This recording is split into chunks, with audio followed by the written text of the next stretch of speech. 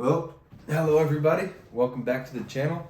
I apologize, I'm uploading a day late. So today I'm going to cover January 4th, and then in a separate video I'll do January 5th because today is January the 5th. Like I said, I'm just a normal guy, so I've got a life to live as well. But today on January 4th, we're going to be reading Genesis 11 through 14, and then on January 5th, it'll be Genesis 15 through 17. So let's not waste any time. Let's get into this. Now the whole earth had one language and one speech. And this is, after Noah and all of them come off the ark, and they start repopulating the earth. And it came to pass, as they journeyed from the east, that they found a plain in the land of Shinar, and they dwelt there. Then one said to another, "Come, let us make bricks and bake them thoroughly." They had brick for stone, and they had asphalt for mortar. So looks like they're going to start building the city. And they said, "Come, let us build ourselves a city." Oh, there you go. "And a tower whose top is in the heavens. Let us make a name for ourselves, lest we be scattered abroad over the face of the whole earth." But the Lord came down to see the city and the tower which was the sons of men had built. And the Lord said, "Indeed, the people are one, and they all have one language, and this is what they begin to do. Now nothing that they propose to do will be withheld from them." So I don't know what that means. Maybe they're too powerful. They're building a building, just like not like playing God, but just like instead of like worshiping Him, they're just trying to make things that they can be proud of just themselves. So right here it says, "Come, let us go down there," and this is, I'm assuming, the Lord and God, "and confuse their language, that they may not understand one another's speech." So the Lord scattered them abroad over the face of the earth, and they ceased to build the city. Therefore it's called Babel, because the Lord confused the language of the men all over the earth, and women. And from there the Lord scattered them abroad all over the face of the earth.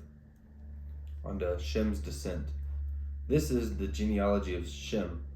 Shem was 100 years old and begot Arphaxad, 2 years after the flood. After he begot Arphaxad, Shem lived another 500 years and begot sons and daughters. Arphaxad, that's what we're going to go with, lived 35 years and begot Salah. After he begot Salah, and begot is like, had that kid, birthed this person. So after he begot Salah, Arphaxad lived 400 years and 3 years, and he begot sons and daughters too. Salah lived 30 years and begot Eber. After he begot Eber, Salah lived 403 years and begot sons and daughters. And Eber lived 34 years and begot Peleg. After he begot Peleg, Eber lived another 430 years and begot sons and daughters as well. Peleg lived 30 years and begot Reu. After he begot Reu, Peleg lived another 209 years and begot sons and daughters. Reu lived 32 years and begot Serug. After he begot Serug, Reu lived 207 years and begot other sons and daughters. Serug lived another 30 years and had Nahor, and after he begot Nahor, Serug lived 200 years and begot sons and daughters. Nahor lived 29 years and begot Terah. After he begot Terah, Nahor lived another 119 years and begot sons and daughters. Now Terah lived 70 years and begot Abram, Nahor, and Haran. And then on to Terah's descendants. And this is the genealogy of Terah. Terah begot Abram, Nahor, and Haran begot Lot. And Haran died before his father Terah in his native land in Ur of the Chaldeans. Then Abram and Nahor took wives. The son of Abram's wife was Sarai, and the name of Nahor's wife, Sarai, maybe. So Nahor's wife was Milcah, maybe, the daughter of Haran, the father of Milcah, and the father of Iscah. But Sarai was barren, she had no child. And Terah took his son Abram and his grandson Lot, the son of Haran, and his daughter-in-law Sarai, and his son Abram's wife. They went out with them from Ur of Chaldeans to go to the land of Canaan, and they came to Haran and dwelt there. So the days of Terah were 205 years, and Terah died in Haran. Let's see. So now we're on to Genesis 12. Promises to Abram. Now the Lord said to Abram, "Get out of your country, from your family, and from your father's house, to a land that I will show you. I will make you a great nation. I will bless you and make you a great name, and you shall be a blessing. I will bless those who bless you, and I will curse him who curses you, and in all your families of the earth shall be blessed." So that sounds like a good deal, having the Lord tell you that. So Abram departed as the Lord had spoken to him, left his family. Lot went with him, and Abram was 75 years old when he departed from Haran, the city, I guess. Then Abram took his wife Sarai, and Lot his brother's son, and all their possessions that they had, and gathered, and the people whom they had acquired in Haran, they departed to go to the land of Canaan. So they came to the land of Canaan.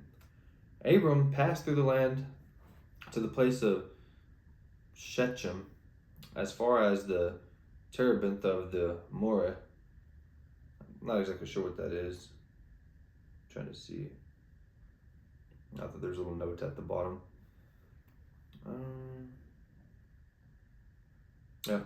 And the Canaanites were then in the land. Then the Lord appeared to Abram and said, "To your descendants I will give this land." And he built an altar to the Lord who had appeared to him. And he had moved there to the mountain east of Bethel, and he pitched his tent with Bethel on the west of Ai on the east. And he built an altar to the Lord and he called unto the Lord. So Abram journeyed, going on still towards the south. And so now Abram's in Egypt, I guess. And so now there was a famine in the land, and Abram went down to Egypt to dwell there, for the famine was severe in the land. And it came to pass, when he was close to entering Egypt, he said to his wife Sarai, "Indeed, I know that you are a woman of beautiful countenance. Therefore, it will happen, when the Egyptians see you, they will say, 'This is his wife,' and they will kill me. But they will not let you live." So he said to her, "Please say that you are my sister, that it will be well with me for your sake, and that I may live because of you." So it was, when Abram came into Egypt, and the Egyptians saw the beautiful woman, the prince of the Pharaoh also saw her and commended her to Pharaoh, and the woman was taken to Pharaoh's house. He treated Abram well for her sake. He had sheep, oxen, male donkeys, male and female servants, female donkeys and camels. But the Lord plagued Pharaoh and his house with great plagues because of Sarai, Abram's wife. And Pharaoh called Abram and said, "What is this you have done to me? Why did you not tell me that she was your wife? Why did you say, 'She is my sister'? I might have taken her as my wife. Now, therefore, here is your wife. Take her and go your way." So the Pharaoh said to Abram. So Pharaoh commanded his men concerning him, and they sent him away with his wife and all that he had. And so this little section in Genesis 13, it's going to say Abram inherits Canaan. So then Abram went up from Egypt, he and his wife, all that he had, and Lot with him to the south. Abram was very rich in livestock and silver and gold. And he went on his journey from the south as far as Bethel, to the place where his tent had been at the beginning, where Bethel and I guess I and Bethel is a place. It's like AI is what it says. The to the place of the altar which he had made there at first, and there Abram called upon the name of the Lord. Lot also went with Abram, had flocks of herds and tents. Now that the land was not able to support them, that they might dwell together, for their possessions were so great that they could not dwell together. And there was strife between the herdsmen of Abram's livestock and the herdsmen of Lot's livestock. The Canaanites and the Perizzites then dwelt in the land. So Abram said to Lot, "Please let there be no strife between you and me, and between my herdsmen and your herdsmen, for we are both brethren. Is not the whole land before you? Please separate from me. If you take to the left, then I will go to the right. And if you go to the right, I will go to the left." And Lot lifted his eyes and saw the whole plain of Jordan, and it was well watered everywhere, before the Lord destroyed Sodom and Gomorrah. This is like the garden of the Lord, like the land of Egypt, as you go towards Zoar. Then Lot chose for himself all the plain of Jordan, and Lot journeyed east, and they separated from each other. This is, I guess, Jordan and his herdsmen, and Abram and his herdsmen, they just split up. Abram dwelt in the land of Canaan, and Lot dwelled in the cities of the plain in Jordan, and pitched his tents, even as far as Sodom. But the men of Sodom were exceedingly wicked and sinful against the Lord.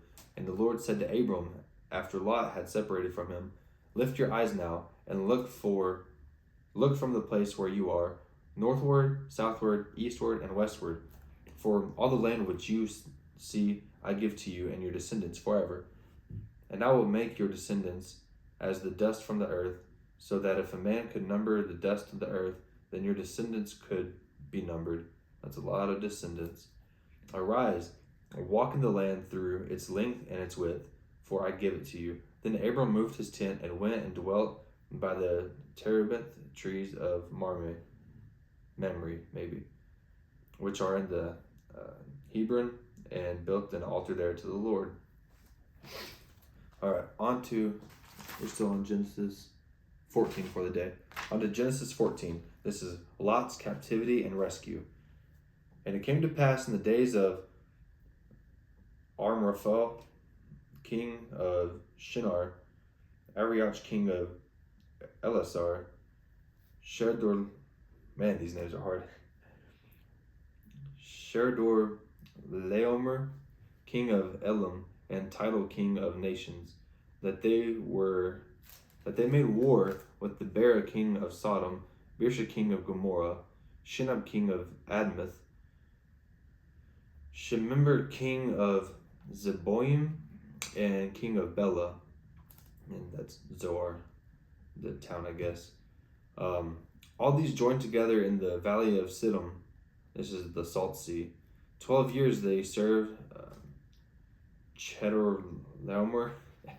In the 13th year, and they rebelled. In the 14th year, the kings that were with him came and attacked Rephaim and Ashtaroth, Carnium, and Zuzim, and Ham, and Eman, and Shaveh, Kiriatam. Man, I'm gonna have to start proofreading this stuff and figuring out these names before I go. I appreciate y'all bearing with me. "And the Horites in their mountain of Seir, as far as El Paran, which is by the wilderness. Then they turned back and came in to En Mishpat, and attacked the country of the Amalekites, and also to the Amorites who dwelt in Hazazon Tamar. And the king of Sodom, the king of Gomorrah, the king of Admah, the king of Zeboim, the king of Bela, went out and joined together in the battle of the valley of Siddim against the Shedor Laomer king, Elam, Tidal, king of the nations, Amraphel, king of Shinar, and Arioch, king of Elasar, the 4 kings against 5. Now in the valley of Siddim was full of asphalt pits, the king of Sodom and Gomorrah fled. Some fell there, and the remainder fled to the islands, or not the islands, the mountains. I don't know where I got that. Then they took all the goods of Sodom and Gomorrah, all their provisions, and went their way. They also took Lot, Abram's son's brother, who dwelt in Sodom, and his goods, and departed.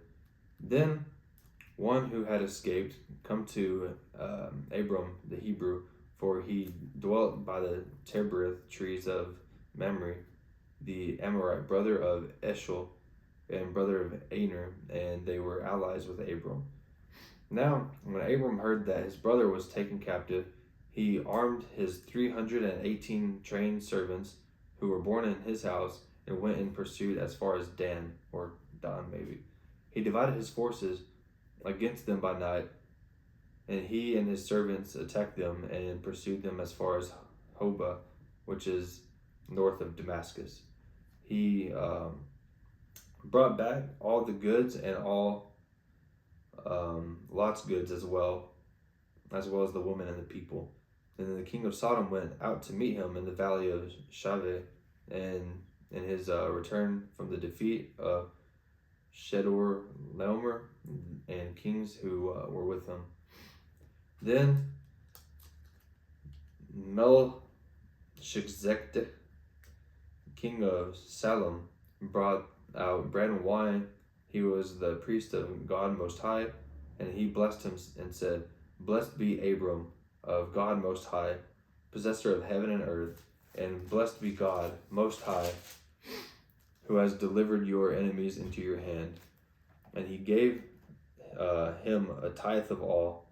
Now that the king of Sodom said to Abram, "Give me the persons and take the goods for yourself." But Abram said to the king of Sodom, "I have raised my hand to the Lord, God Most High, the possessor of heaven and earth, that I will take nothing from a thread to a sandal strap, and that I will not take anything that is yours, lest you should say, I have made Abram rich, except only what the young men have eaten, and the portion of the men who went with me, Aner, Eshcol, and Mamre,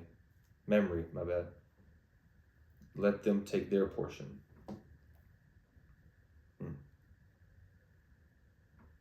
So, I guess that's a backstory of Abram and him and Lot splitting up and then assisting and fighting a war, I guess. And it looks like the king of Sodom wants to bless Abram, but he wants the people, so Abram can take all the goods. But Abram says to him, I'm not taking anything. So I guess he's not going to give up his people. But in the next video, we'll continue with Genesis 15 through 17. So, thank you for tuning in.